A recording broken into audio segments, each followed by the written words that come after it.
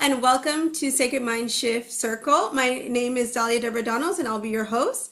And today I'm joined by Simona Mango, a life coach, holistic coach, and a mezzo-soprano who spent over 2 decades on stage and teaching voice. Her journey has taken her from the world of opera and vocal performance into the realm of spiritual growth, meditation, and life purpose coaching.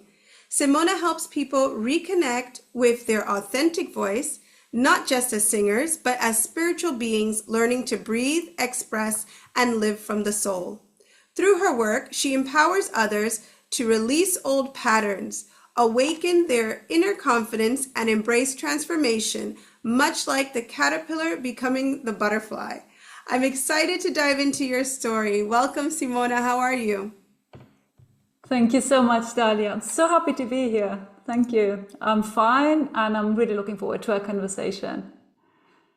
Tell me a little bit about yourself, because obviously when people hear that you were a mezzo-soprano and you have this very rich history in music, and now you've switched a little bit into coaching and meditation, tell me how you decided to link those two ideas and basically how you came into it. It happened quite naturally because alongside performing all these years, very early on, actually, I started teaching singers. I started teaching classical singing. And when you teach someone to sing, there's obviously the whole, say, technical part. How do you breathe? How do you emit your sounds? And then there's the whole thing about the repertoire and the style and all of that, all the musical questions. But there's so much more to it than that, because singing is a highly emotional kind of thing. It's when you are singing, you are showing so much of yourself. You are putting so much of yourself into the music. And unlike any other instrument where you act on the instrument and then the instrument produces the sound, when you sing, it's you producing the sound. It's really you. It's really it goes really, really deep. People feel that extremely deep. So when you are teaching someone to sing, or when you are learning to sing, seen from the other side, you have so much emotion coming out, being related to that. And you have, as with any performing art, I believe, but with singing even more, because it's so physical, it's so in your body, that you have all these fears and all these feelings, scared of being seen, scared of being seen too much, scared of how will I come across, because it's so much of you that you're showing. So I had to deal first with my own emotions when I learned to be a singer, and then with all my students when I started teaching. And it goes really deep into all facets of your life. It's so much more than just singing. And over the years, I coached so many people, and I noticed that the life part of it was equally important. And to me, and also to the people, because techniques you can learn, but then how do you handle the whole thing?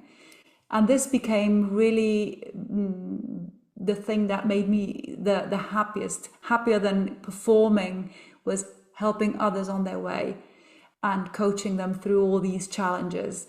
And over the last many years now, I've been coaching people independently, even if they don't sing. And I became a life coach. It kind of grew out of the singing coaching naturally. I have a few singers now, but not that many. It's more people from all walks of life who work with me for the as you said, caterpillar and butterfly parts. Yeah, I can imagine that obviously the relationship between, for example, someone who is practicing their singing and learning how to release and learning how to trust themselves and to really feel comfortable hearing their voice, the similarities would be the same as maybe someone who has issues, maybe also being able to be themselves or to be confident. So it would make sense in a lot of ways that you would see the same characteristics or maybe insecurities Very much in so. both, in both. Very much so. Yeah. And tell me, so let's go back even further, because how does one become a mezzo soprano? That's not as easy. And in later I'll be linking a lot of the your work and your songs in the podcast for everyone to hear. But tell me, how did you decide to become a mezzo soprano? How did that start? It's something I always loved, like opera and opera singing, since I was a small kid. My parents used to use to listen to radio at home, and they were a lot into classical music. So I was kind of soaked in that since childhood. And then I always had good pitch, so I was able to sing along. Once I learned the pieces, I was singing along. And as a kid, obviously, I had this very high voice, like every kid does. So I was singing along with everyone, and especially with the sopranos, because they always have the big line, the big, beautiful line. And so I was dreaming of being a soprano, actually, not a mezzo. I didn't even really know what a mezzo was. I was interested in those sparkling ones. And when I then started to learn to sing, and it turned out my voice was not that of a soprano, it was more that of an alto, it was a low voice and everything.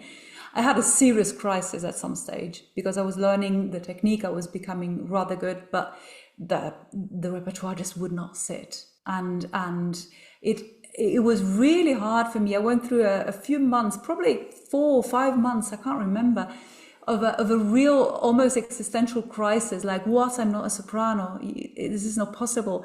So am I meant to sing that second voice underneath that no one hears? And is the padding thing. And then they were saying, no, but there's these amazing roles, these amazing, title roles, solo roles, and everything. But I still had this real hard time letting go of the fact that I'm the voice that floats on top. I'm not that one. I'm the heavy, I'm the heavy voice that's underneath it. So yeah. But then I made peace with that, and I developed a very good solo voice, and obviously I'm very happy with what I can do with my voice, and I loved and still love my mezzo repertoire, which is actually amazing, and yeah, so I made peace with that. Well, no, I've heard some of your music and it sounds absolutely beautiful. And so when you are usually coaching and you're with others, tell me a little bit how you try to help them, because you mentioned that like the voice is a reflection of the soul.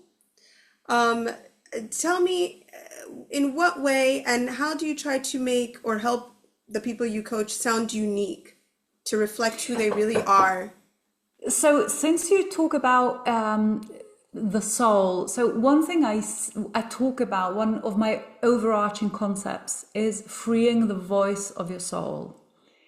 And it will obviously apply to singers, but not only. When I talk about the voice of the soul, it's the voice that you bring to humanity, you as a human being. What is your message? What's the message you bring to humanity? What's your contribution to humanity?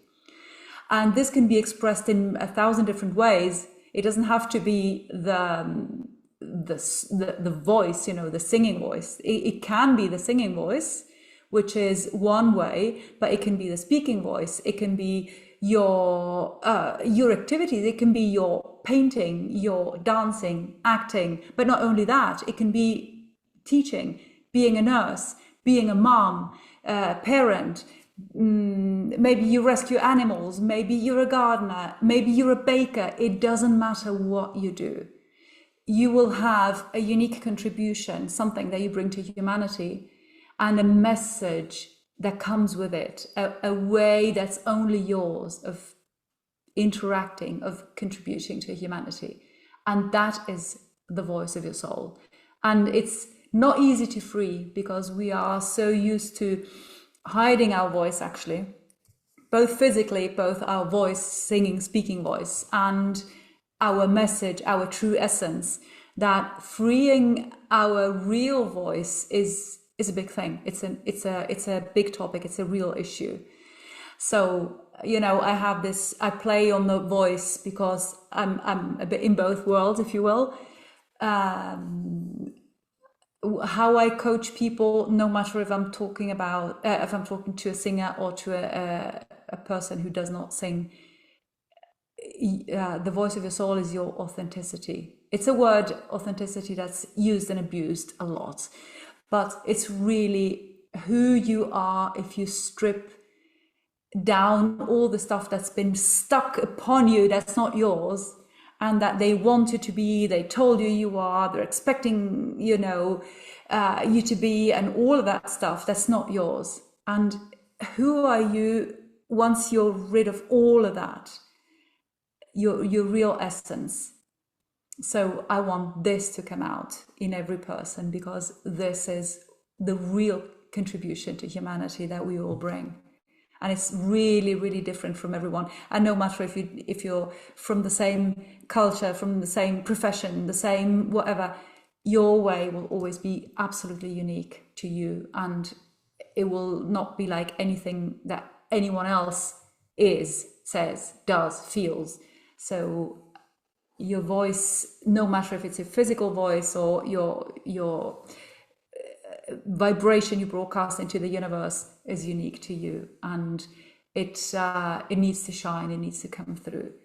So this is a big amount of work to do. Yeah, no, I absolutely agree. And I think that makes perfect sense in the way that you explained it. So when you finally see someone begin to break out of all of those insecurities and really begin to, feel like who they are, what does that transformation look like? Like, for example, do you see, does their energy or their also spiritual awareness change, or do they start to, I don't know, like take care of themselves better? Like, does it transition into other areas of their lives? It usually does. It usually goes from a situation of stagnation, if you will. Not a lot is happening. Maybe they're scared to do something. Maybe they have a dream, they have an idea, but they're scared. They don't really believe they can do it. They wonder. They're not really sure what it is exactly. And when that awareness grows, and when it's there, and when it's matured and everything, I've seen changes that are absolutely spectacular.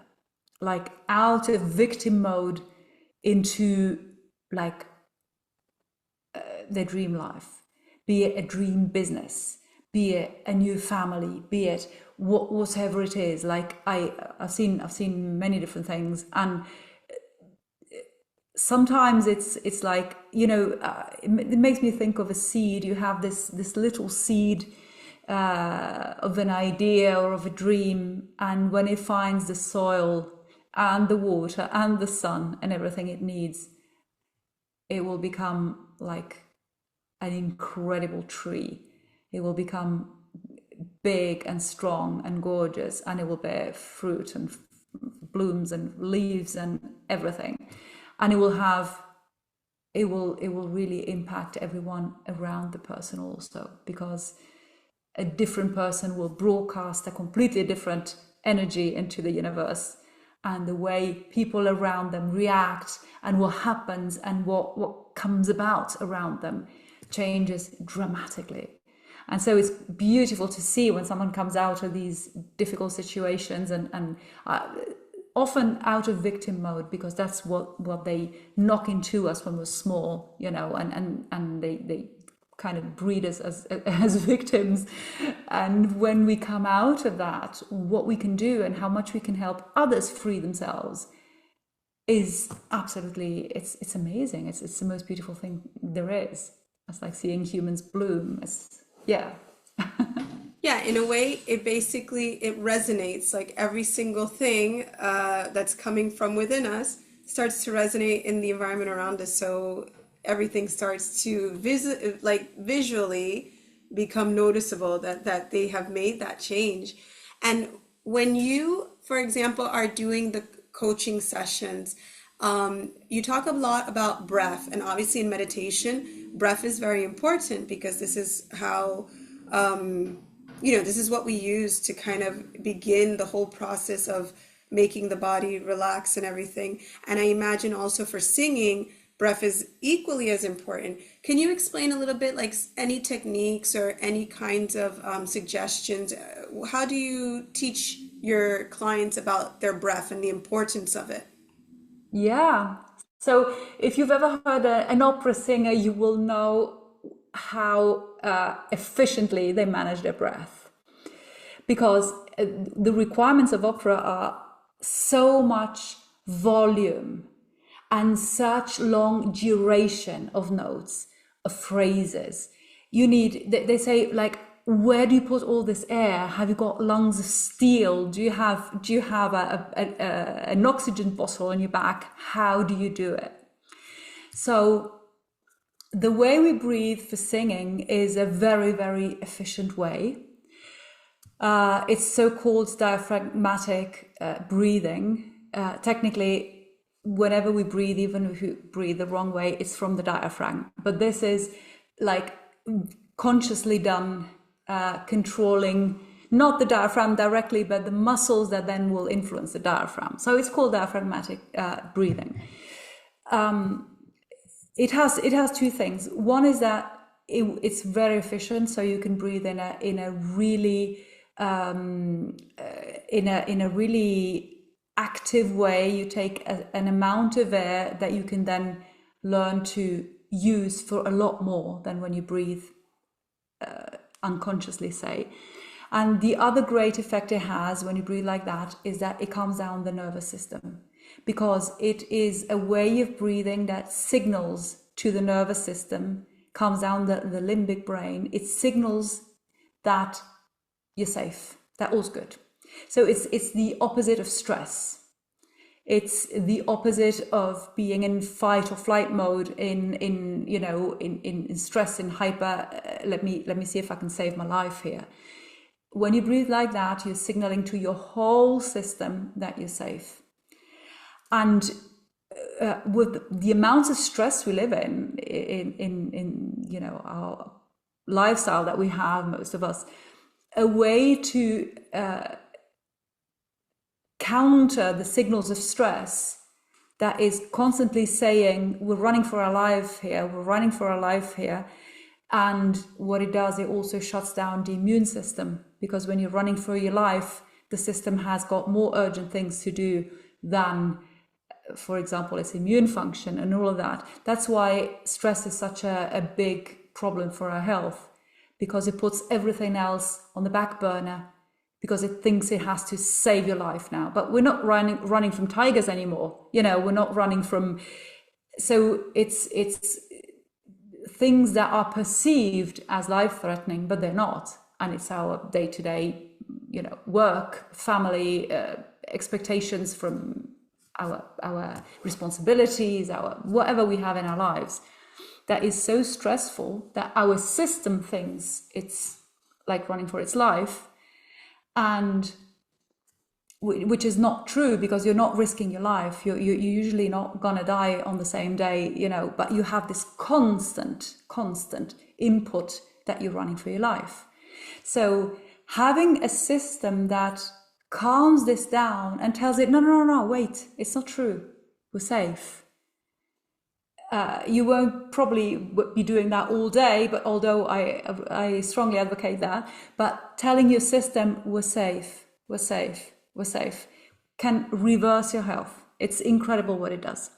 So the way we breathe for singing has, on one side, this effect, like you can hold these notes, you can sing like, the way opera singers do, but it has this incredible effect on health, on our nervous system, which also means on our moods, on how we feel, on our fears, on our general well-being.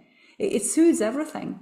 So I use exactly that system that I've obviously learned very well just in order to cope with the demands of singing, but I then transfer it into, I use it for everyone. I teach it to everyone in a less dramatic way, because when you sing opera, you breathe through the mouth because you need huge amounts of air very quickly with no sound and ready to use and ready to create all that power. You don't usually need that in your day-to-day life. You just need a constant flow of the soothing air that's nourishing your body, is calming down your nervous system. But you don't need that explosive sound after that. You don't need to transform it into that. So you can breathe through your nose really quietly, really calmly, and all of that. But the principle is the same. The effect is exactly the same. The thing is, we usually breathe like that because we're stressed, we're shallow. We breathe up here, high, high, high, quick, quick, quick, through the nose or the mouth, doesn't matter, but we're always like that. Oh my God, oh my God, oh my God. And when you breathe the correct way, you put your air down here actually, and your shoulders don't go up at all. You don't do that. You go here. And that's the thing. You put the air, it feels like you're putting it in your belly, which you can't do. It's just the lower part of your lungs. But when the air goes there and then starts filling the higher parts, you have it down there, and that's what signals to the nervous system that all's fine. And that's also amazing reserves of air for doing whatever you need to do, not only singing, whatever you're doing. So this way of breathing is what I teach people, regardless if they want to sing or not. This is the best way for everyone, basically. Yeah, and that would make sense also because, like you said, I think most of the time people don't even realize how they're breathing. It becomes very mechanical and they're not observant. And if you're always in survival mode, or if you're always agitated, you train your own body to maybe breathe in a specific way that you're not even aware of. So, yeah. Tell me a little bit more about like who would be generally your clients. Do you have more women who have like interest in maybe doing meditation or that they're stressed? Do you have men? What kind of clients are usually attracted to trying to receive coaching and meditation? Yeah, so it's more women. I do have men as well, which I'm very happy about, because they are really also opening themselves to things that women find easier to open themselves to. So I usually resonate a lot with women around, maybe around my age, even younger, but mature women who feel like they want more, they want to get more out of life. And they feel that maybe they've been missing out a bit, maybe they've been concentrating on other people, on other things, on other priorities. And they come to a point when they say, I think it's my turn now. So these would be my main clients. But having said that, sometimes you have the most unexpected people showing up, which is beautiful also. It's really very enriching. But my main client, say, is the middle-aged woman who, do you know what? I'm very happy about that also because a mature woman who gets into her power and out of the old traps and is ready to let them go and is really getting into her power is a very, very powerful creature. Because even a young person, a man, anyone obviously will be a powerful creature. But mature women, they kind of are ready to give themselves permission to let go of stuff. And so they just take bigger strides. They take bigger leaps. They embody easier. They embody things. They kind of see it and they are more prepared to say, okay, I'm going all in. Whereas other people, younger people, men, they're more cautious. They're more like, yes, but I see it, but, and the progress seems to me to be slower. Whereas women go all in and they're amazing. I mean, their success is then like, it's it's really, I'm always so happy and so I'm in awe when I see this, because it's something, its transformation is so clear, so big. It leaves no doubt as to, like, they got it. They're embodying it. They're being it. They are really starting to be themselves, like fully, and they tell themselves that it's okay. They give themselves permission, and this is why they're so powerful. I think especially because I'm 40, I'm going to be 41, and I think especially women, because when we're younger, we sometimes want to please, and we try so hard to be certain things, whether it's like a perfect mom, like you said, or a perfect this. And I think by the time we get to 40 and we've seen so many things around us and we've seen that maybe not everything is the way it is, like it was portrayed to us. And at that point, no, we don't care as much, and we are able to, try something new, and this time try to be ourselves, not who we were told we had to 100%. be. So Yeah, that's yeah. possibly why. And tell me, for example, because tell me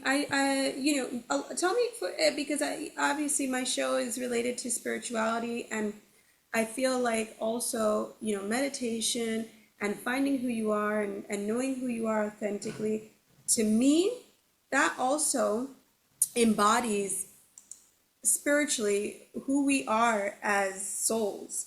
Tell me, as far as like you, did your spirituality have anything to do with how you decided to go into coaching also? And, because I don't know if you are a Christian or not, but how do you put your own beliefs maybe into what you do? Um, for me, spirituality does not necessarily have much to do with religion. It will in some people. I've seen this. But I also see the opposite, where they don't go together, where people say they belong to a religion and there's nothing spiritual about them, or people are very spiritual and they don't recognize themselves in any religion or anything. I'm a bit this kind of person. I grew up in Europe. I grew up in Italy. Catholic father, Swiss Protestant mother. So they got married Protestant. My father liked that. So and my sister and I, we were baptized Protestant, and in the evenings, alternating. Sometimes my father would come and would have us do some prayer that he knew, some Catholic prayer, and some other time our mom would sit on our bed and have us do some other prayer. She would say a prayer for us. And they had this, but they didn't like take us to church. We weren't like active or anything, but it was in the air. They believed, I believe, and to a certain extent. But for me, so yeah, we were baptized, and then they wanted us to go on to confirmation. It's called. It's like the Protestant communion. But by age 14, when I was meant to do that, I had distanced myself from all of it, because it did not resonate with the way I felt about life, about things. And so I think I was a rather spiritual child, actually, but I didn't have anyone to talk to about these things. And so intuitions that I had, things that I kind of knew, it's like an inner knowing, things that I felt, I couldn't really talk to anyone about. So I dismissed them. I thought, like, well, yeah, this maybe strange stuff in my head, yeah. And then over the years or the decades, much later, when I started really, really learning, reading, I became really hungry for answers, for knowledge, for understanding, for wisdom more than knowledge. And I started learning and reading a lot and discussing, and that's when I realized that many of the things that I knew or felt, or call it what you will, as a kid, were actually very aligned, were very, and that I said, oh, but I knew that as a kid. And I didn't make much of it, or kind of dismissed all of it. But I was like, oh, yeah, I know what that is. I know it. I had it. I felt it. And yeah, now after many, many years of studying, like many years, I have my vision of how everything is energy based, how the whole universe is actually made of energy.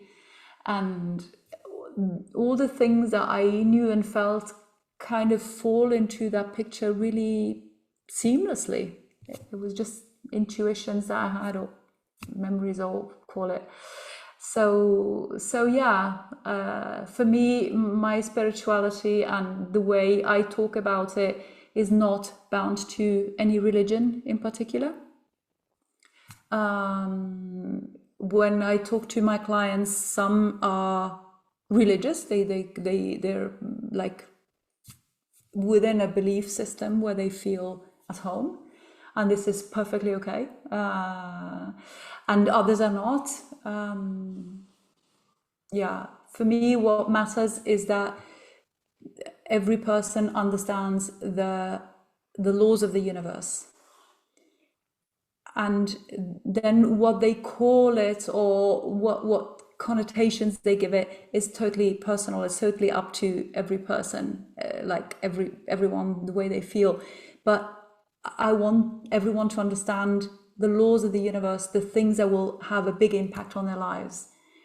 Because when they understand them, and they can have a happy life, whoever they are, and when they don't, and they will be stuck in victim mode, whoever they are, no matter what religion, what beliefs, what ever, culture, anything you come from,